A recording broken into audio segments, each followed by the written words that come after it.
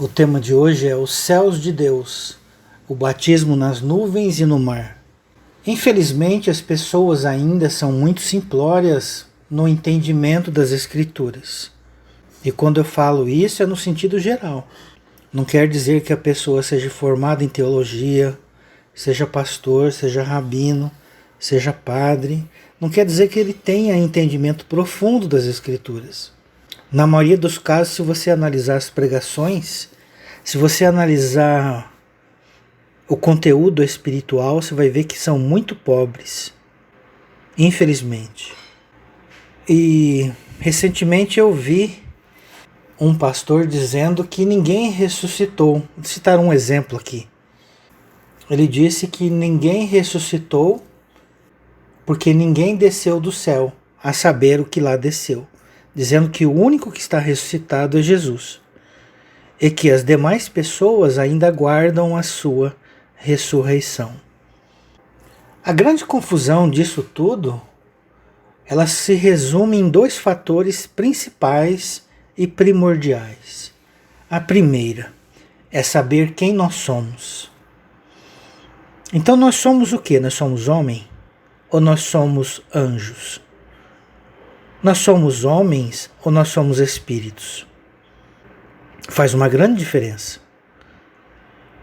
Se disser que somos homens, é evidente que a interpretação será da forma como nós temos visto na teologia convencional. Todavia, se pensarmos e entendermos como anjos, como espíritos, muda tudo de figura. A visão é muito mais ampliada, muito mais profunda. O segundo ponto é aprender a discernir os tempos. Então, uma grande confusão que você vê no meio teológico cristão é: o arrebatamento é pré, é mid ou é pós? E fica uma picuinha, um grupo de um lado brigando com o grupo do outro, o grupo do outro brigando com o primeiro. Ambos estão pregando meias verdades. Por quê? Como eu disse no item anterior, eles entendem que nós somos homens, e não anjos, e não espíritos. E por que eles estão discernindo o tempo de forma errada? Porque eles estão pensando como homens. Afinal, todos eles estão aguardando a grande tribulação de 7 anos. Mas eles não entenderam de que tempo Deus estava falando. Deus está falando no tempo dele ou Deus está falando no tempo dos homens? Deus é o quê? Deus é espírito. Qual é o tempo que ele usa? O Kairos. Não usa o Cronos. O que ele disse nos Salmos?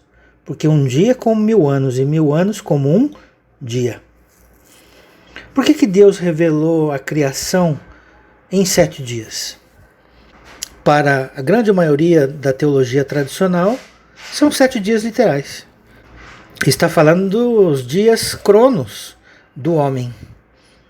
Lê do engano.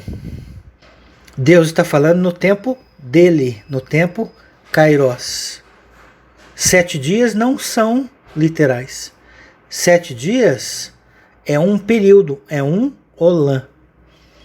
Salmo 90, verso 2, de eternidade a eternidade, tu és Deus. De Olã a de Olã. Então o que a teologia faz? Enxerga a criação olhando apenas do ponto de vista da terra. Deus é Deus de uma criação só. Deus é Deus de uma obra só. Deus é Deus de um Olã só. Mas não, a Escritura diz que de eternidade a eternidade ele é Deus. Olã a de Olã. Então esse período aí de 7 dias é o tempo de Deus, em que Deus colocou a luz no mundo no primeiro dia. E disse Deus, haja luz e houve luz. Para quê? Para trazer luz ao abismo, aqueles que habitavam em trevas. E criou o sol no 4º dia. Mas a luz não vem do sol? Sim. Então a teologia convencional interpreta literal. Porém, para explicar esses versos, precisa fazer um malabarismo. Então, essa semana profética, como explicar? Não de forma literal, mas de forma espiritual. Deus colocou a luz do mundo no primeiro dia. Quem é a luz do mundo? É Jesus, é Yeshua. Quem é o sol do quarto dia? É Jesus, é Yeshua. Então por que está citado 2 vezes? Repare que a luz é colocada no mundo no primeiro dia, porém a luz se fez carne no quarto dia, na metade da semana, e veio trazer a abominação desoladora. Para quem? Para os religiosos que ainda são literalistas, para os religiosos que ainda estão presos nas coisas palpáveis e não entendem o espiritual. São religiosos que ainda precisam de sacrifício, precisa de templo, precisa de sacerdote. Eles não conseguem seguir as coisas espirituais sem algo palpável pela frente. Ele precisa fazer um sacrifício, ele precisa fazer rituais dentro do templo, senão ele não tem fé, senão ele não consegue chegar até o eterno, até Deus. Então esse sol que morreu na metade da semana e veio na metade da semana, veio nos ensinar essa semana profética de 7.000 anos, de um Olã. E nós estamos vivendo o período da Páscoa, onde o judeu fala que é dia 8, pelo calendário judaico, o bíblico. E o cristão fala que é dia 12, no domingo, no calendário gregoriano. Mas a data não é nem dia 8 e nem dia 12. Mesmo que o judeu esteja mais próximo da verdade, por ser o calendário bíblico, todavia a data não é literal. A data é um evento. A data é um moed que ocorre dentro da pessoa. E se ocorre dentro da pessoa, ela pode ser em qualquer dia de qualquer calendário. Cada um tem o seu tempo determinado, o seu moed. Porque é Deus que desperta. Ninguém vem a mim se pelo Pai não for concedido. Ninguém vem a mim se o Pai primeiro não o trouxer. Aí está o moed de cada criatura, de cada filho de Deus, que ele separa em cada Olã. Então em cada Olã Deus escolhe as suas ovelhas, predestinadas à salvação. Por isso, em todos os Olãs, de eternidade a eternidade, todos vão ser salvos. Porque é a vontade de Deus que ninguém pereça, mas tenham a vida eterna. E se é Deus quem desperta, se é Deus que leva até Jesus, até o Messias, o representante do eterno, depende dele, depende da sua sabedoria, depende do seu todo poder. E principalmente depende do seu amor infinito. E o eterno é Senhor do tempo. Ele pode parar o tempo se ele quiser. Ou pode dar quanto tempo ele quiser dar. O amor fala mais alto. Somente pode compreender isso quem é pai.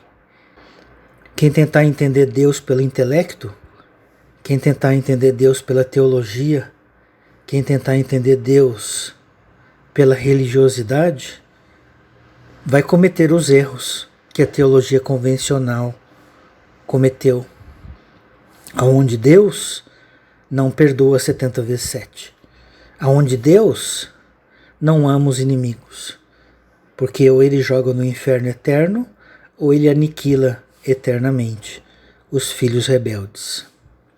Está na hora de a gente conhecer o Pai de verdade. Está na hora. E largar a mão da teologia humana, das religiões, por mais bem intencionadas que elas sejam. O texto que vamos ler agora, antes de entrar no assunto especificamente, 1 Coríntios capítulo 4. Porque nada julgueis antes do tempo, até que venha o Senhor, o qual não somente trará a plena luz as coisas ocultas das trevas, mas também manifestará os desígnios dos corações, e então cada um receberá o seu louvor da parte de Deus. Estas coisas, irmãos, apliquei-as figuradamente a mim mesmo e a Apolo, por vossa causa, para que por nosso exemplo aprendais isto. Não ultrapasseis o que está escrito, a fim de que ninguém se ensoberbeça a favor de um em detrimento de outro. Tem muitos pastores que usam esse verso de maneira isolada. Mas o que Paulo queria dizer aqui? Não ultrapasseis o que está escrito. Quer dizer que eu não posso ir além do texto? Claro que eu posso. Como que eu posso afirmar isso? Observe o verso 5. Nada julgueis antes do tempo, até que venha o Senhor, o qual não somente trará à plena luz as coisas ocultas das trevas. Então eu não posso julgar nada antes do tempo. De qual tempo? Do tempo que o Senhor virá esclarecer a humanidade. E quando é este tempo? Quando Jesus morreu na cruz. Tenho muito a vos dizer, mas vós não podeis suportar agora. Quando, pois, vier o Espírito Santo, ele, pessoalmente, vos guiará por toda a verdade. Somos e seremos ensinados pelo Senhor, daqui para frente. Isaías 54, 13, João 6, versos 44 e 45. Então não sejamos mais dependentes de nenhum mestre, de nenhum guru, de nenhum pastor, de nenhum teólogo. Ou seja, nós somos ensinados diretamente pelo Espírito Santo de Deus. O que acontece? Que o cristianismo está engessado até hoje. Por quê? Porque eles não vão além do que está escrito. Eles não são ensinados pelo Espírito Santo. Pois se fossem, teriam ensinos novos a apresentar. Cadê os ensinos novos, então? Então houve um tempo em que teríamos que ser mesmo um crente Tomé, que só enxerga o literalismo das Escrituras. Um tempo de meninice. E, infelizmente, muitos pastores e teólogos querem ainda que estejamos engessados doutrinariamente. Então é aquilo que eu já falei nos estudos anteriores. Jesus mentiu? Que o Espírito Santo vinha?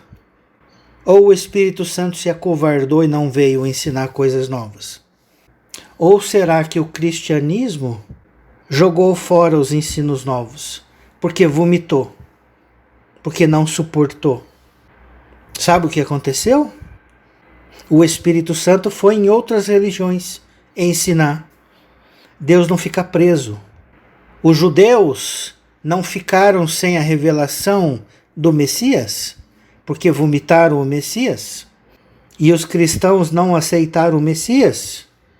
Pois bem, chegou a vez agora dos cristãos serem trocados por um outro povo, de outra religião, que recebeu ensinos novos do Espírito Santo. E eles não vomitaram, para vergonha dos cristãos. Para vergonha dos cristãos. Agora, esse outro povo que recebeu ensinos do Espírito Santo, também não engessaram, infelizmente. Por quê? Porque esse povo que recebeu ensinos do Espírito Santo não colocou os ensinos da Bíblia em suas religiões. Então vocês percebem que esse mal é do homem, é da humanidade. As religiões são soberbas. Elas acham que elas detêm a verdade única e exclusiva da verdade. Deus não fica preso em uma religião. Deus não fica preso num grupo de pessoas. Então aqueles que são sábios sabem garimpar a verdade, sabem crescer além das religiões. Então o texto que foi citado aqui no início, de um pastor dizendo que não houve ressurreição, porque, vamos ao texto aqui de João 3,13. Ora, ninguém subiu ao céu, senão aquele que de lá desceu, a saber, o Filho do Homem que está no céu. Se nós lermos estritamente o que está escrito, realmente, dá a entender que ninguém ressuscitou e que ninguém subiu ao céu, a não ser Jesus, que de lá desceu. Porém, olha o texto de 2 Coríntios capítulo 12, verso 1. Se é necessário que me glorie, ainda que não convém, passarei as visões e revelações do Senhor. Olha aí, revelações de quem? Do Senhor. Quem que vai nos ensinar? O próprio Senhor. Conheço um homem em Cristo que há 14 anos foi arrebatado até o terceiro céu. Se no corpo ou fora do corpo, não sei, Deus o sabe. Ele não sabia se foi com o corpo espiritual ou se foi com o corpo de carne e sangue. Ele não sabia explicar. Mas uma coisa ele tinha certeza. Ele foi ao terceiro céu. E sei que tal homem, se no corpo ou fora do corpo não sei, Deus o sabe, foi arrebatado ao paraíso. Foi arrebatado aonde? Paraíso. Terceiro céu. E ouviu palavras inefáveis, aos quais não é lícito ao homem referir. Então eu poderia perguntar a esses pastores que pregam que ninguém subiu ao céu, a não ser aquele que lá desceu, para onde que Paulo foi? Para o céu. Isso quer dizer que o texto de João 3 está errado? Não. Não está errado. A questão é entender todos os versos ao mesmo tempo. Então as doutrinas humanas se fecham num verso isolado. Elas não agrupam todos os versos e procuram explicá-los de uma única só vez, com uma única só teoria.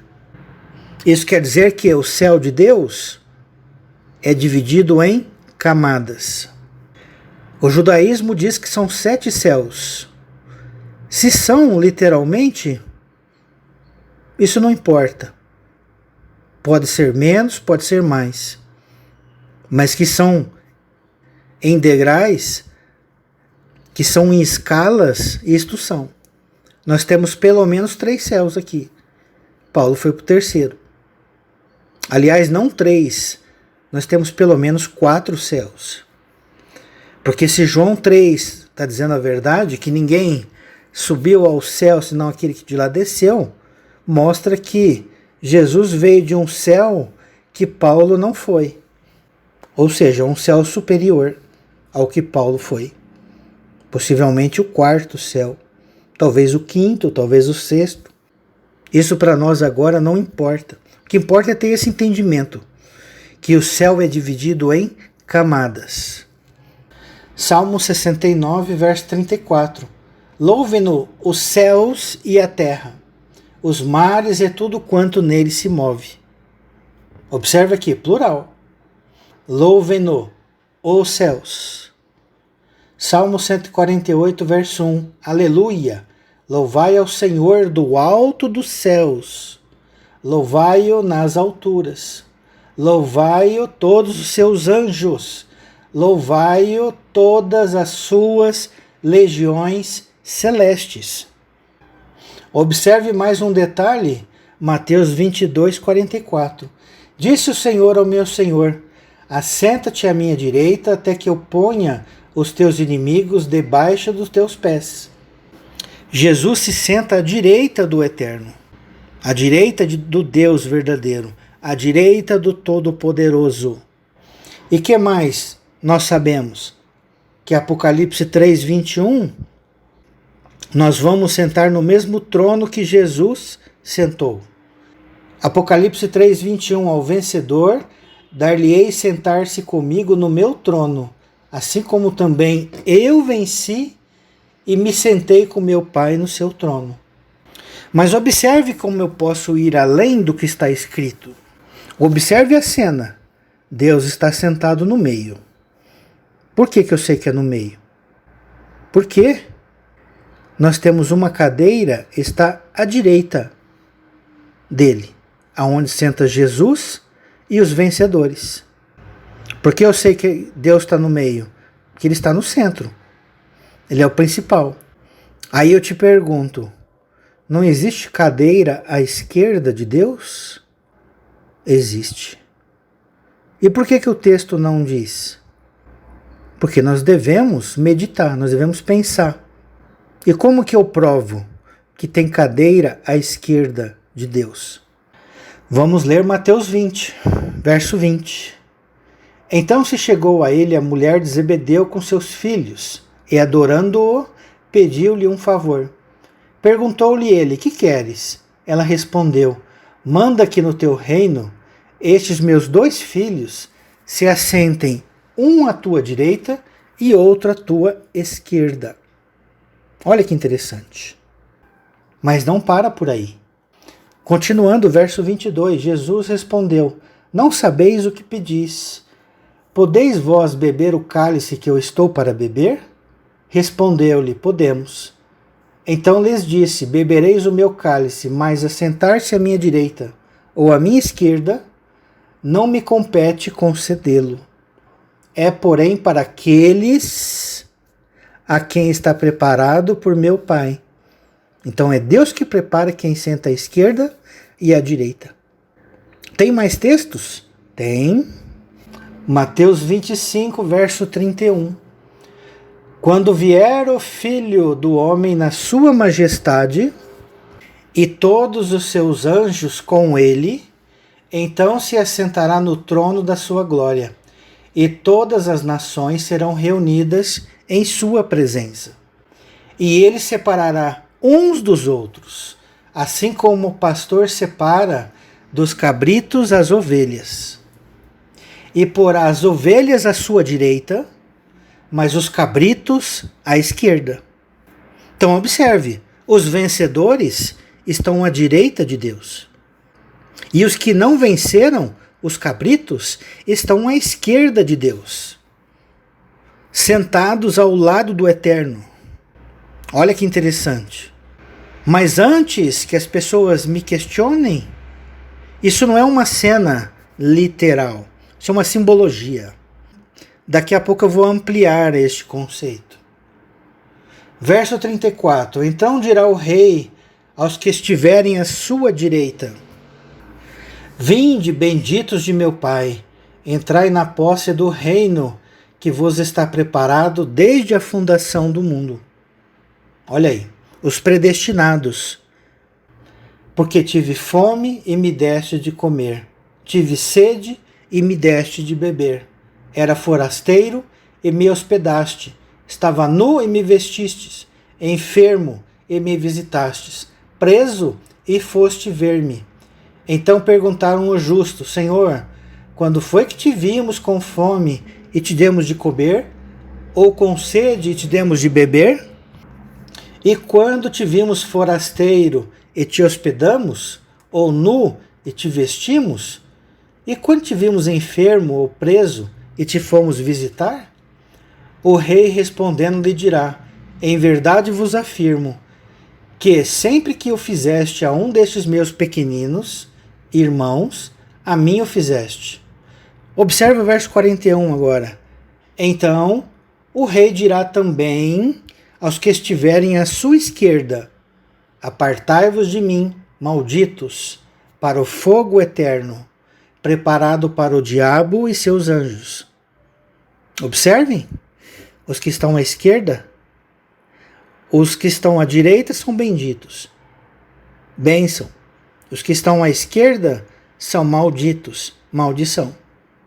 Observe que falou fogo eterno, mas a palavra aqui é a palavra aion, que tem o mesmo significado de Olam no hebraico.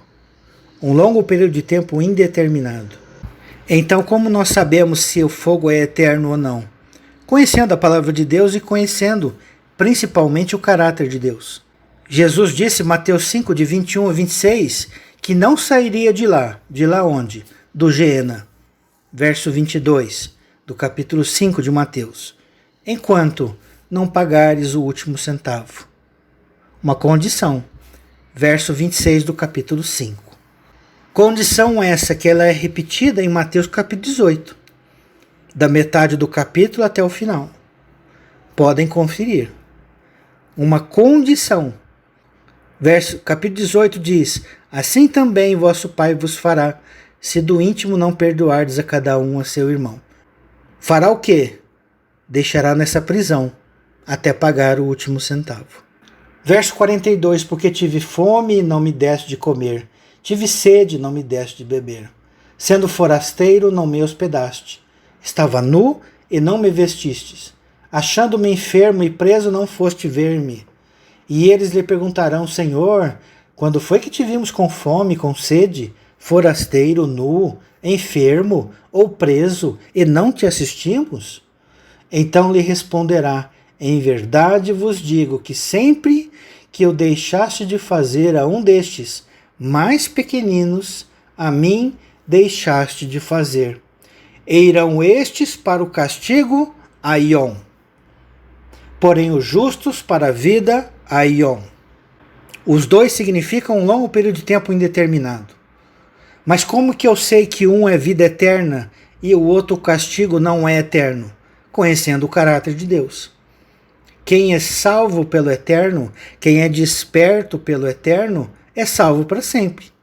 Mas quem está perdido, quem está no engano, quem está adormecido intelectualmente e espiritualmente, será um dia despertado pelo eterno. Todo joelho se dobrará. Não apenas em um Olã, mas de Olã a de Olã. Tem mais textos? Tem, Mateus 27, 38. E foram crucificados com ele 2 ladrões, um à sua direita e outro à sua esquerda. Ah, mas está significando aqui a mesma coisa? Claro que sim. Observe Lucas 23, verso 39, onde nós temos os detalhes. Um dos malfeitores crucificados blasfemava contra ele. Um ladrão que estava qual? À esquerda. Como que eu sei? Porque à esquerda são os malditos. Maldição. Então esse malfeitor estava blasfemando contra ele, dizendo, não és tu o Cristo? Salva-te a ti mesmo e a nós também. Respondendo-lhe, porém, o outro, o que estava à direita, repreendeu-o, dizendo, nem ao menos temes a Deus, estando sobre igual sentença? O que estava à direita se arrependeu. Continuando, verso 41. Nós, na verdade, com justiça, disse o ladrão à direita, porque recebemos o castigo que os nossos atos merecem. Mas este mal nenhum fez. Falando de Jesus, falando de Yeshua. E acrescentou, Jesus, lembra-te de mim quando? Quando vieres no teu reino. Quando que Jesus vai voltar? Quando que é? Daqui 7 anos? Daqui 1000 anos? Daqui 2000 anos? Daqui 50 mil anos? O que Jesus respondeu? Verso 43. Jesus lhe respondeu, em verdade te digo que hoje estarás comigo aonde? No paraíso. Aonde? No terceiro céu. Hoje, no dia que Jesus vier com o teu reino. O reino de Deus é online. Se você vai no banco depositar um dinheiro, o dinheiro entra na conta na hora. Crédito. Se você sacou um dinheiro, o dinheiro sai da conta na hora. Isto é online. E o reino de Deus também é online. O que disse Jesus? Quem crê em mim tem a vida eterna. Quem não crê já está julgado. Ali na cruz houve a separação de ovelha e cabrito. Um à esquerda e outro à direita. Um recebeu a bênção de ir ao paraíso no mesmo dia. Lembra da parábola do rico e do Lázaro? Morrendo um, foi para o seio de Abraão. Morrendo o outro, foi para o abismo. Ah, mas Henrique, é só esse verso. Não.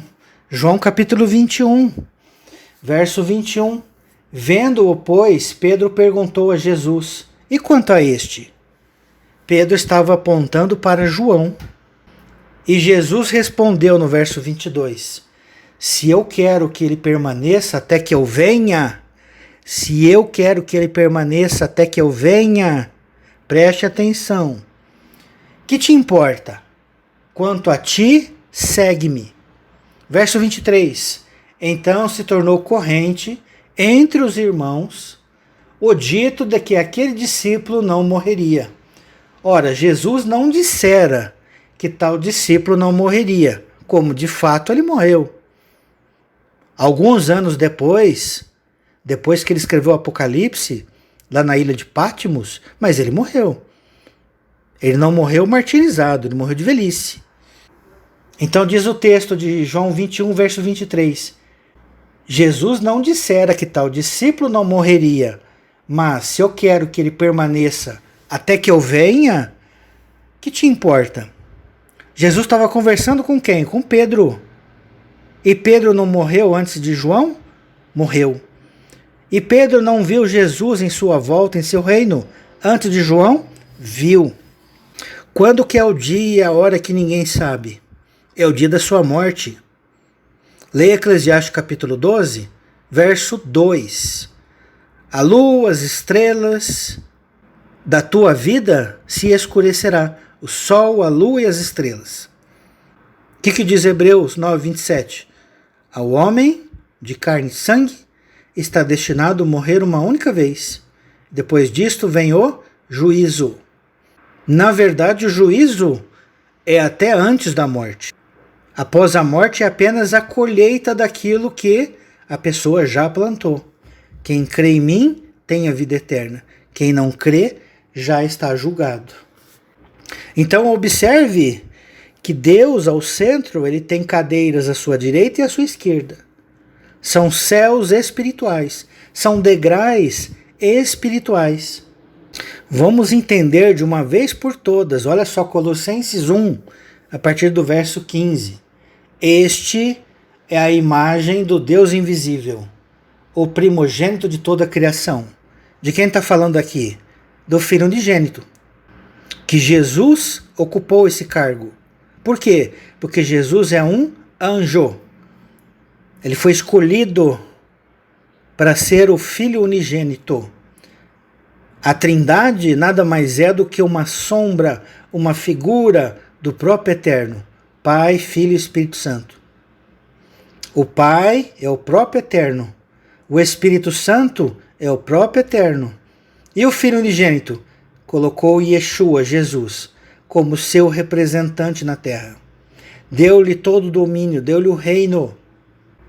E lembre-se, 1 Coríntios 15, Jesus devolve o reino ao Deus e Pai. Então este é a imagem do Deus invisível, o primogênito de toda a criação. Então o Filho unigênito foi a primeira coisa que Deus criou na eternidade passada, antes da terra existir, antes de outras eternidades, antes de outros olãs. Então quem pensa que a criação de Deus começou com a terra, tira o cavalinho da chuva. Deus não é preguiçoso. Deus não dorme. Deus trabalha até agora, Deus trabalha até hoje. Este mundo que nós enxergamos, este universo que nós enxergamos, não foi o primeiro e nem será o último que Deus criou. Porque Deus continua trabalhando. O texto de Isaías fala que Deus não se cansa, Deus não se fatiga. Verso 16 de Colossenses 1. Pois nele foram criadas todas as coisas. Nele foram criadas todas as coisas. Dentro dele. Dentro de quem? De Jesus? Não. Se fosse de Jesus, seria um grande paradoxo. Imagine você, o Filho, se encarnar na criação que estava dentro dele. É um paradoxo. Agora, Jesus, que faz parte da criação de Deus, se encarnou dentro da criação de Deus, que estava dentro do próprio Eterno. É como se o Eterno fosse um grande útero, pois nele foram criadas todas as coisas, nos céus e sobre a terra. Quer as coisas visíveis, o que são coisas visíveis? É a terra, o universo e outros universos físicos que existem. Quantos são? Não posso afirmar, não sei. Mas que eu sei que Deus não é Deus de uma obra só, com certeza. E Deus não parou a sua criação. O que mais diz o texto? quer também as invisíveis. Quer também as invisíveis. O que é isso? O céu, o inferno, seio de Abraão, abismo. Tem muito pastor que fala que o inferno vai ser inaugurado. Tolice. O inferno já existe há muito, muito tempo. Antes da terra existir. Seio de Abraão também. Deus de eternidade, a eternidade ele é Deus. Deus de eternidade, a eternidade ele tem filhos. Sobre suas ordens, sobre o seu reino. Deixamos de ser criança. Vamos abrir o entendimento. Vamos olhar a obra de Deus como um todo. Então, quer as invisíveis, sejam tronos, sejam soberanias, quer principados, quer potestades. Então, a direita tem principado, tem soberania, tem potestade, tem trono. E a esquerda? Também. Os anjos maus não têm potestades? Tem. Não tem soberania? Tem. Não tem trono? Tem. Então são degraus espirituais, a direita e a esquerda do eterno. São céus espirituais. Tudo foi criado por meio dele e para ele. Ele é antes de todas as coisas, nele tudo subsiste. Por isso é que Deus é onisciente, tudo está dentro dele. Por exemplo, eu tenho o meu corpo. Se alguém espetar o meu dedo do pé, eu vou sentir, porque faz parte do meu corpo. Se alguém tocar na minha mão, eu vou sentir. Se alguém tocar na minha cabeça, eu vou sentir. Por isso é que Deus está em tudo. Por isso é que Deus sabe todas as coisas, é onisciente, é onipresente. Está tudo dentro dele. A toda a sua criação, visível e invisível. Ele é o cabeça do corpo. Estou continuando falando de Cristo, da igreja. Mas lembre-se, Cristo é o cabeça do homem. E quem é o cabeça de Cristo? Deus. Quem que é o cabeça de Cristo? Deus. Aprenda a separar Jesus de Deus. Jesus é um anjo. Os pastores ficam bravos que a gente fica diminuindo Jesus. Não estamos diminuindo, não. Nós estamos colocando ele no seu verdadeiro lugar. Como filho de Deus, irmão nosso. Mais velho, sim. Devemos honrar e agradecer a Jesus por tudo que ele fez por nós. Mas o eterno acima de todos. Porque há um só Deus, o Pai. 1 Coríntios 8:6. Então, antes de falarem mal, de que nós falamos que Jesus é um anjo, explique 1 Coríntios 8:6. Há um só Deus, o Pai. Não jogue esse verso fora. Explique junto com os outros. Explique também 1 Coríntios 15, onde ele vai devolver o reino ao Deus e Pai. Explique também por que em Apocalipse, capítulo 3, Jesus fala 4 vezes que ele tem um Deus, já ressuscitado. Explique também por que depois de ressuscitado ele falou para as mulheres: subo para meu Pai e vosso Pai, subo para meu Deus e vosso Deus. Explique Êxodo 23, que Deus envia um anjo para Moisés, um anjo que perdoa pecados, que este anjo tinha o nome do Eterno. Então, continuando, ele é o princípio, o primogênito de entre os mortos, para em todas as coisas ter a primazia. Porque aprouve a Deus que nele residisse toda a plenitude, e que, havendo feito a paz pelo sangue da sua cruz, por meio dele, reconciliasse consigo mesmo todas as coisas, quer sobre a terra, quer nos céus.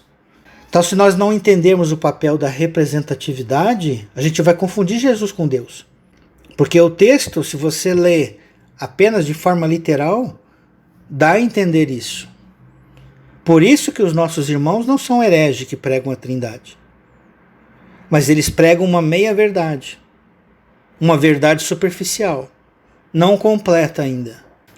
Então, à esquerda, regiões espirituais dos ímpios. À direita, regiões espirituais do povo de Deus. E ao centro, região onde está o céu maior de Deus.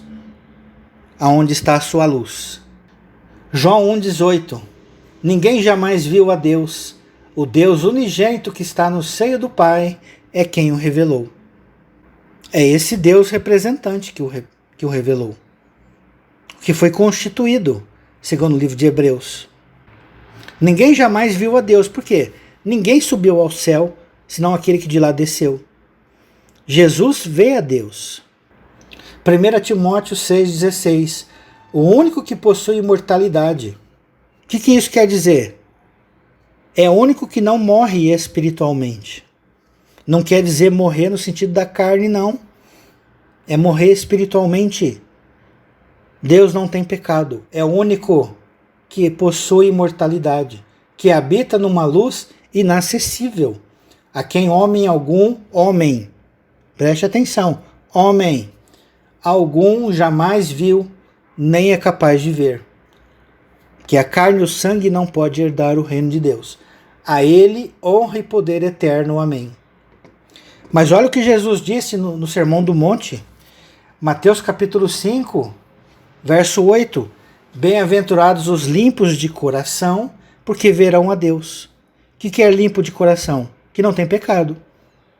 Você quer ver a Deus? Seja perfeito, como vosso Pai é perfeito. Mateus 5,48. Por isso nós não vemos a Deus ainda. Não fomos capazes de entrar no céu aonde Deus habita. Não somos capazes de entrar no céu aonde Jesus habita com o Pai. Mas ao terceiro céu, paraíso, podemos entrar, mesmo tendo ainda pecados. Lembre-se, Isaías 65 e 66, fala do novo céu e nova terra. Lá fala que aquela humanidade ainda peca. Ainda peca. Então, se ainda peca, essa humanidade ainda não vê a Deus. Ela só vai ver quando for limpa de coração. Quando for perfeito como o próprio Deus. Vamos falar agora do batismo nas nuvens e no mar. 1 Coríntios 10, a partir do verso 1. Ora, irmãos, não quero que ignoreis que nossos pais estiveram todos sobre a nuvem e todos passaram pelo mar, tendo sido todos batizados, assim na nuvem como no mar. Prestaram atenção? Fomos batizados nas nuvens e no mar. Com respeito a Moisés, todos eles comeram de um só manjar espiritual e beberam da mesma fonte espiritual, porque bebiam de uma pedra espiritual que o seguia, e essa pedra era Cristo. Então o povo hebreu, lá do tempo de Moisés, tinha contato com o Espírito Santo, tinha contato com o Eterno, porque eles bebiam e comiam de um maná espiritual, de uma fonte, de uma água espiritual. E essa rocha era Cristo. Deus é o mesmo, ontem, hoje, será para sempre. Deus não muda. Tem muito religioso, muito pastor dizendo que antes de Jesus o Espírito Santo não trabalhava. Lê do engano. Tem muita gente que acha que na grande tribulação o Espírito Santo vai ser tirado da terra, como se Deus não fosse onipresente. Como que se pode tirar algo que é onipresente da terra? Então somos batizados na nuvem? Sim. Engraçado também que o arrebatamento, nós vamos subir na nuvem. Então nós temos um manjar espiritual, mais uma fonte espiritual, dá um resultado de um batismo na nuvem. Batismo na nuvem é diferente de ser batizado no mar. Preste atenção. Mas todos eles têm um propósito. Qual é esse propósito? A salvação. 1 Pedro capítulo 3, verso 18. Pois também Cristo morreu uma única vez pelos pecados, o justo pelos injustos, para conduzir-vos a Deus, morto sim na carne, mas vivificado no Espírito, no qual também foi e pregou os espíritos em prisão. Quem eram esses espíritos em prisão? Todos que estavam no abismo, em trevas. Lembra lá de Gênesis capítulo 1, verso 2 e 3? E disse Deus, haja luz e houve luz. Desde aquele tempo, Jesus tem pregado aos espíritos em prisão, os quais noutro tempo foram desobedientes, quando a longanimidade de Deus aguardava nos dias de Noé, enquanto se preparava a arca, no qual poucos, a saber, 8 pessoas. Lembra da parábola de Noé, que está nesse canal? Caso ainda não tenham visto, vou deixar o link na descrição. 8 pessoas simbolizam os 144 mil do Novo Testamento. As 8 pessoas são do Antigo Testamento. Um simbolismo para os salvos. Os que estavam dentro da arca foram salvos através da água, o qual, verso 21, figurando o batismo, agora também vos salva, não sendo a remoção da imundícia da carne, mas a indagação de uma boa consciência para com Deus por meio da ressurreição de Cristo Jesus. João 15, verso 3, Jesus diz: vós já estáis limpos pela palavra que eu vos tenho transmitido. Então nós temos uma nuvem, uma chuva e uma palavra. Qual é o resultado disso? Somos batizados no Espírito Santo, através dessa chuva. Mas significa algo ainda muito mais profundo do que isso. Êxodo 13, verso 21. O Senhor ia diante deles durante o dia numa coluna de nuvem, para os guiar pelo caminho. Durante a noite, numa coluna de fogo, para os alumiar, a fim de que caminhassem de dia e de noite. Nunca se apartou do povo a coluna de nuvem durante o dia, nem a coluna de fogo durante a noite. A presença de Deus nunca se apartou do povo. Representando fogo, representando nuvem, a presença de Deus. Preste atenção. O que é a nuvem? A presença de Deus. O que é o fogo? A presença de Deus. Isaías 55, verso 10. Porque assim como descem a chuva e a neve dos céus, e para lá não tornam, sem que primeiro reguem a terra, e a fecundem, e a façam brotar, para dar semente ao semeador, e pão ao que come. Aqui está falando no literal, mas está falando principalmente no espiritual. Essa chuva que desce do céu, ela rega a terra e faz brotar, para que dessa semente possa dar frutos espirituais. E o arrebatamento vai ser literal, como a igreja prega? Isaías 19:1. Sentença contra o Egito. Eis que o Senhor, cavalgando uma nuvem ligeira, vem ao Egito. Os ídolos do Egito estremecerão diante dele, e o coração dos egípcios se derreterá dentro deles. Então a presença de Deus vem numa nuvem. Nós vamos ser arrebatados até a nuvem. Será que isso é literal ou é espiritual? Êxodo 24, verso 15. Tendo Moisés subido, uma nuvem cobriu o monte, e a glória do Senhor pousou sobre o monte Sinai, e a nuvem o cobriu por 6 dias. Ao 7º dia, do meio da nuvem, chamou o Senhor a Moisés. Viu aí que do meio da nuvem estava o Senhor? A presença de Deus? O aspecto da glória do Senhor era como um fogo consumidor no cimo do monte, aos olhos dos filhos de Israel. E Moisés, entrando pelo meio da nuvem, subiu ao monte, e lá permaneceu 40 dias e 40 noites. Então, se nós estamos na presença de Deus, nós estamos na Terra Santa. Lembra de Moisés? Estava em Midian, em Horebe. E Deus mandou Moisés tirar as sandálias dos pés, porque estava pisando em Terra Santa. Então, se nós estamos na presença de Deus, aonde nós pisarmos é Terra Santa. Aonde nós estivermos, estaremos envoltos numa nuvem, com a presença de Deus em nós. Ezequiel capítulo 1, verso 2. No 5º dia do referido mês, no 5º ano do cativeiro do rei Joaquim, veio expressamente a palavra do Senhor a Ezequiel, filho de Buzi, o sacerdote, na terra dos caldeus, junto ao rio Quebar, e ali esteve sobre ele a mão do Senhor. Olhei, e eis que um vento tempestuoso vinha do norte, e uma grande nuvem com fogo a revolver-se, e resplendor ao redor dela, e no meio disto uma coisa com um metal brilhante, que saía do meio do fogo. Do meio dessa nuvem saía a semelhança de 4 seres viventes, os 4 seres viventes de Apocalipse, que enviam seus cavalos. cuja aparência era esta, tinha uma semelhança de homem. Vou pular alguns versos, vou para o verso 28. Como o aspecto do arco que aparece na nuvem em dia de chuva, assim era o resplendor em redor. Esta era a aparência da glória do Senhor, da presença de Deus. Vendo isto, caí com o rosto em terra e ouvi a voz de quem falava. Vamos para Ezequiel capítulo 10, verso 1.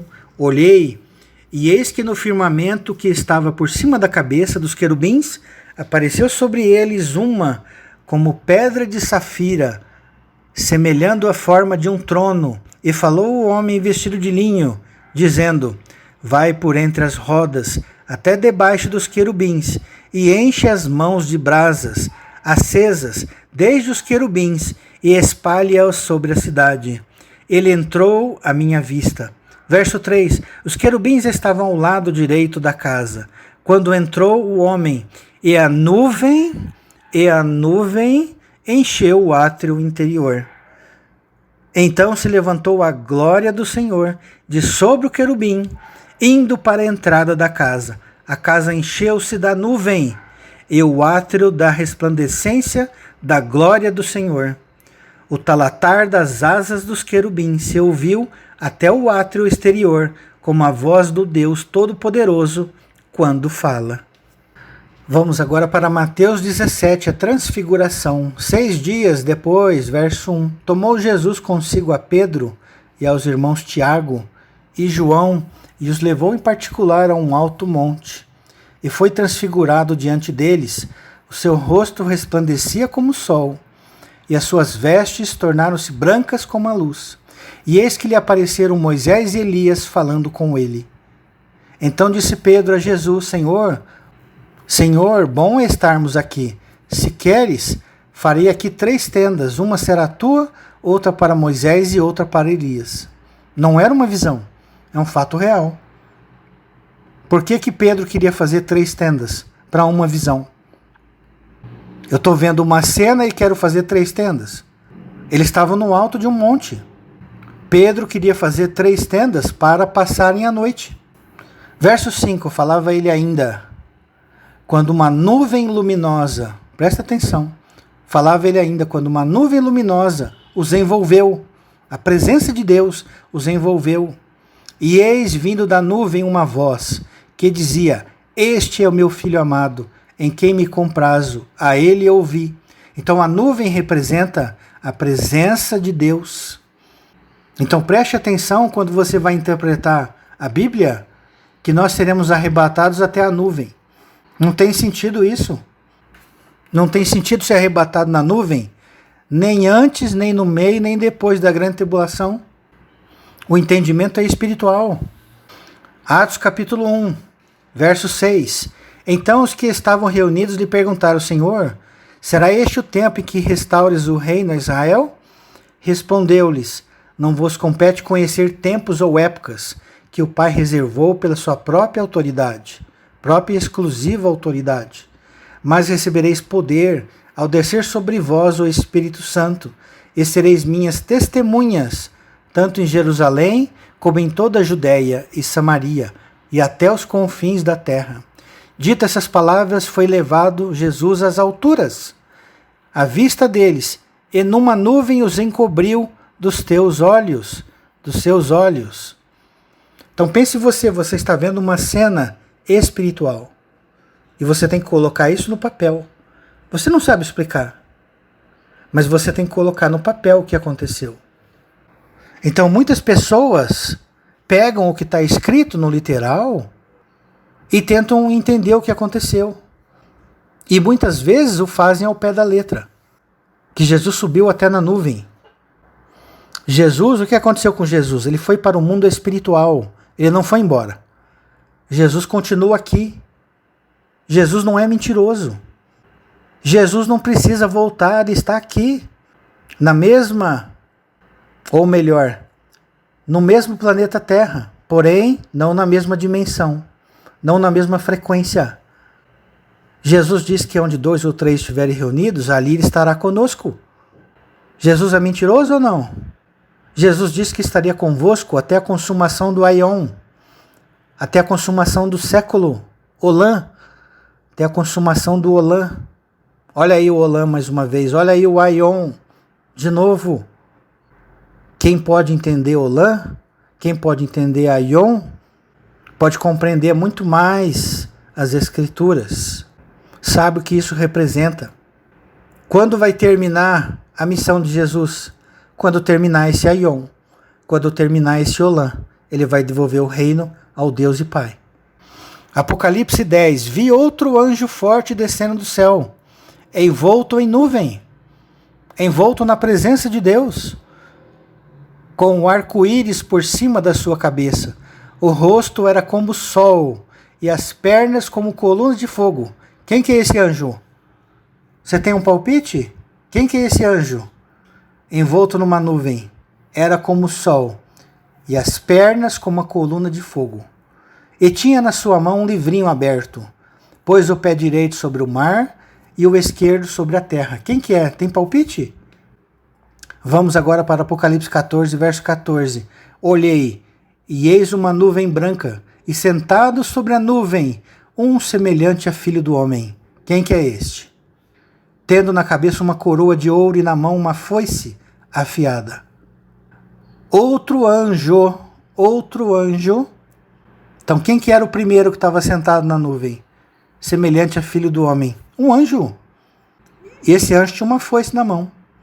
E outro anjo, verso 15, saiu do santuário, gritando em grande voz para aquele que se achava sentado sob a nuvem: toma tua foice e ceifa, pois chegou a hora de ceifar, visto que a seara da terra já amadureceu. Ezequiel 9, quem que é o homem vestido de linho? Que vai na grande cidade matar aqueles que não têm o selo de Deus na fronte? Aqueles que têm o selo 666 na testa? Quem que este homem de linho vai matar? Quem é este homem de linho, melhor dizendo? É Yeshua, é Jesus. Verso 16. E aquele que estava sentado sobre a nuvem passou a sua foice sobre a terra, e a terra foi ceifada. Vamos agora para Lucas 12, verso 49. Prestem atenção nesse verso. Prestem atenção nesse verso. Anotem esse verso. Daqui a pouco nós vamos precisar dele. Eu vim para lançar fogo sobre a terra, e bem quisera que já estivesse a arder. Tenho, porém, um batismo com o qual hei de ser batizado, e quanto me angustio até que o mesmo se realize. É Jesus falando, é Yeshua falando. Supondes que vim dar paz à terra? Não, eu vou lá firmo antes divisão. Por que divisão? Ele veio separar ovelhas de cabritos. Ele veio separar joio de trigo. Ele veio separar irmão de irmão. Porque daqui em diante estarão 5 divididos numa casa, 3 contra 2 e 2 contra 3. Estarão divididos pai contra filho, filho contra pai, mãe contra filha, filha contra mãe, sogra contra nora e nora contra sogra. Disse também às multidões: quando verdes aparecer uma nuvem no poente, logo dizeis que vem chuva, e assim acontece. Preste atenção nessa parábola de Jesus. Quando vocês verem no céu uma nuvem no poente, o que é poente? Quando o sol está se pondo, logo dizeis que vem chuva. Peraí, não vem chuva de manhã? Vem. Não vem chuva na hora do almoço, ao sol do meio-dia? Vem. Por que Jesus citou aqui, aparece uma nuvem quando o sol está se pondo, e logo dizeis que vem chuva? Preste atenção, nenhuma palavra de Jesus é jogada ao vento, ao léu. Toda a palavra de Jesus tem um ensino profundo. Uma nuvem no poente, logo dizeis que vem chuva, e assim acontece. E quando verdes soprar o vento sul, dizeis que haverá calor, e assim acontece. Essa chuva, em vez de refrescar, ela trouxe um vento sul e que haverá calor? Então não é literal? Claro que não é literal. Claro que não é literal. Olha o que Jesus disse, verso 56 para os fariseus: hipócritas, sabeis interpretar o aspecto da terra e do céu, e entretanto não sabeis discernir esta época. Preste atenção. E não sabeis discernir esta época. Não é amanhã, não é depois da manhã, não é no final dos tempos. É esta época. Qual época? Em que uma nuvem vai se colocar com o sol se pondo, e vai ter chuva, e vai soprar um vento sul, que vai trazer o quê? Calor. Jesus está dizendo um ensino espiritual para os fariseus, eles não entenderam porcaria nenhuma. E tem muitos que não entendem até hoje. Então, nuvem mais pôr do sol é igual a chuva. Observe o Salmo 104, verso 19. Vou colocar o slide aí na tela. Fez a lua para marcar o tempo, e o sol conhece a hora do seu ocaso. O que é ocaso? Pôr do sol. O sol sabe a hora de se pôr. Olha que interessante. E fez a lua para marcar o quê? O tempo. Aqui não é tempo, é moed. O que é moed no hebraico? Observe aí a palavra em marrom, lemoadim, é plural de moed. São tempos determinados, datas agendadas, festas fixas de Levítico 23. Então o sol sabe a hora de se pôr pelos moedes, pelos tempos determinados pelo Eterno, pelo Pai. Então, essa chuva que vem no pôr do sol, ela vem trazer calor. Prestem atenção. Quando Jesus morrer, essa chuva vem trazer calor. Será que vocês já conseguiram entender? Se eu não for, o Consolador não virá. Rogarei ao Pai que vos envie outro Consolador. Está claro agora? Apocalipse 16, daqui a pouco eu volto para esse texto. Apocalipse 16, verso 8.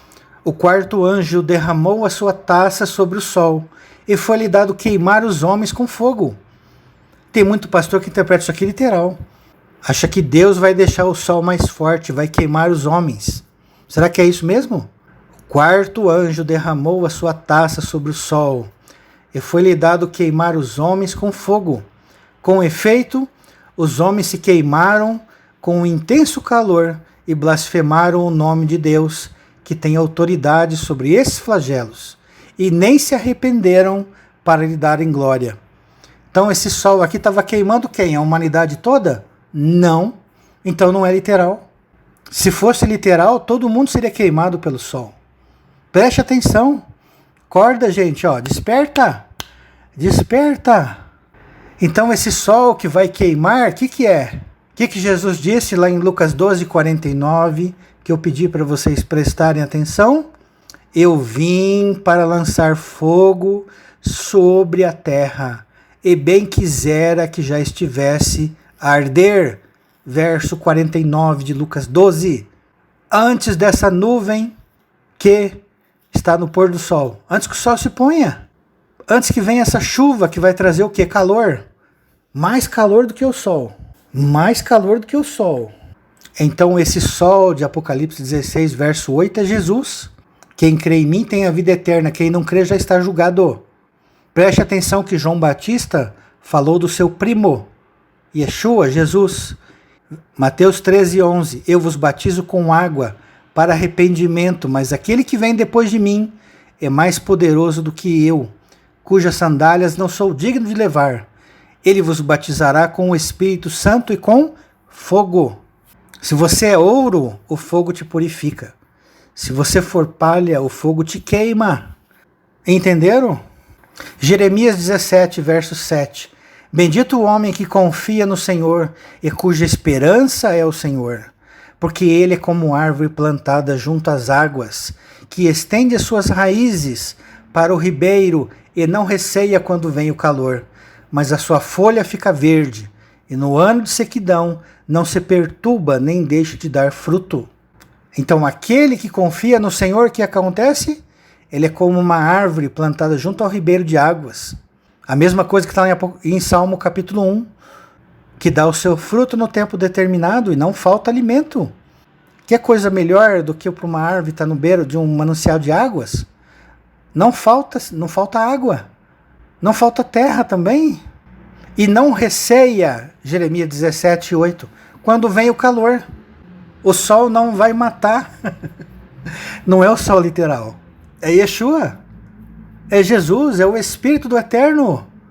Quando vem o calor, mas a sua folha fica mais verde ainda. E no ano da sequidão não se perturba, nem deixa de dar fruto. Só vai queimar quem for ímpio, quem for palha. Então o Espírito Santo nunca deixou de atuar na terra, e nem antes e nem depois da volta de Jesus. Esdras 1, verso 5. Então se levantaram os cabeças de famílias de Judá e de Benjamim, e os sacerdotes e os levitas, com todos aqueles cujo espírito Deus despertou. Aqueles cujo espírito Deus despertou, para subirem a edificar a casa do Senhor, o qual está em Jerusalém. Deus trabalha até agora. O Espírito de Deus trabalha até agora. Quem diz que o Espírito Santo não trabalhava antes? Claro que trabalhava. Pode não ter trabalhado tanto quanto depois da vinda de Jesus, mas trabalhava. Esdras 5, verso 1. Ora, os profetas Ageu e Zacarias, filho de Ido, profetizaram aos judeus que estavam em Judá e em Jerusalém, em nome do Deus de Israel, cujo Espírito estava com eles. Neemias 9, verso 11. Está falando aqui do tempo do Egito, tempo de Moisés. Dividiste o mar perante eles, de maneira que o atravessaram em seco. Lançaste os seus perseguidores nas profundezas, como uma pedra nas águas impetuosas. Guiaste-os de dia por uma coluna de nuvem e de noite por uma coluna de fogo, a presença de Deus, do Eterno, para lhes alumiar o caminho para onde haviam de ir.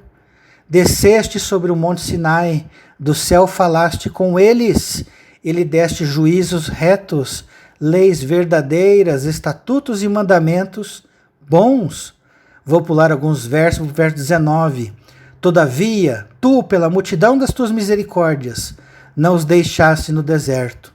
A coluna de nuvem nunca se apartou deles de dia, para os guiar pelo caminho, nem a coluna de fogo de noite para lhes alumiar o caminho, por onde haviam de ir. Preste atenção ao verso 20. E lhes concedeste o teu bom espírito. O que Deus concedeu? O teu bom espírito. Para quê? Para os ensinar. Para os ensinar. Deus não muda. Deus é o mesmo. Não vamos colocar Deus numa caixinha. Não negaste para a boca o teu maná e a água que lhe deste na tua sede. Foram batizados, lembra lá do que Paulo escreveu? Com manjar espiritual. Bebiam de uma água que saía de uma rocha que os seguia, e essa rocha era Cristo. E sobre o arrebatamento, para terminar, Efésios 2:6. E juntamente com ele nos ressuscitou e nos fez assentar nos lugares celestiais em Cristo Jesus. Presente do indicativo. Nos fez assentar nos lugares celestiais à direita do Todo-Poderoso. E quem rejeitou o Evangelho foi arrebatado até a esquerda do Deus Todo-Poderoso. Quem crê tem a vida eterna. Quem não crê já está julgado. É online. Colossenses 1,13. Ele nos libertou do império das trevas e nos transportou, e nos raptou, e nos arrebatou para o reino do Filho do seu amor. Quem puder entender, que entenda. Quem quiser ficar esperando o arrebatamento literal, compre uma poltrona bem confortável e espere. Espere pelo dia da sua morte. Quem for sábio, já desfrute do reino hoje. Não vem o reino de Deus com visível aparência, porque o reino de Deus está dentro de vós. Não acrediteis quando falarem, olha o Cristo ali, olha o Cristo aqui, olha o Cristo na nuvem, Olha o Cristo aqui, acolá. Não acrediteis. Então preste atenção. O ímpio, ele tem a presença de Deus dentro dele. O ímpio, que está à esquerda de Deus, tem a presença de Deus dentro dele. Por quê? Porque Deus é onipresente. Lembra lá de Colossenses 1, de 15 a 17? Tudo está dentro dele. As coisas visíveis e invisíveis. Todos os céus estão dentro do eterno. Do abismo ao seio de Abraão. Se são 3, se são 4, se são 10 céus, se são 7, não importa. Mas todos eles estão dentro de Deus. Então o ímpio tem Deus dentro dele. A única diferença é que ele não pode senti-lo dentro de si. Ele procura Deus fora dele, mas não encontra. E Deus está dentro dele, ele não vê. É cego. Está tão atormentado com os seus pecados, com as coisas mundanas que está indo atrás, que não enxerga Deus dentro dele. Preste atenção nisso. Então, só para terminar, o estudo sobre a Torre de Babel está sendo finalizado. Mas uma coisa eu posso adiantar aos irmãos. A confusão de línguas é a confusão causada pelas religiões, de A a Z, sem exceção. E o que é pior? Dentro do cristianismo tem divisão. Dentro do judaísmo tem divisão. Dentro do espiritismo tem divisão. Todas as religiões têm divisão. Todas as religiões engessam o entendimento. Todo reino dividido não prospera. Chegará o dia em que todas essas religiões virão abaixo. E só ficará uma coisa, a verdade. Então aqueles que forem sábios ainda dá tempo. Busque a verdade, conhecereis a verdade, e a verdade vos libertará. Mas lembre-se, não fique preso à letra. A letra mata, mas o Espírito vivifica. E quando te falarem, não vá além do que está escrito, expliquem para quem te disser essa palavra, dizendo que agora o Espírito do Eterno me guia para além do que está escrito, porque ele me ensinará todas as coisas que hão de vir, muitas das quais nem todos podem suportar. Muitos vão vomitar. Posso errar? Posso. Qual é meu referencial? Conhecer mais o caráter do Eterno. Todo o ensino novo que contraria o caráter do Eterno é falso. Todo o ensino novo que explique em mais profundidade as coisas sobre a vida, sobre a morte, sobre o mundo espiritual, e que não contrariam o caráter do Eterno, a lógica do Eterno, aí está a verdade. Quem tem ouvidos, ouça. Quem não tem, só resta vomitar e seguir pela frente, até que um dia possa enxergar. Espero que os irmãos tenham gostado de mais esse estudo. Um abraço a todos e até a próxima. Shalom, shalom.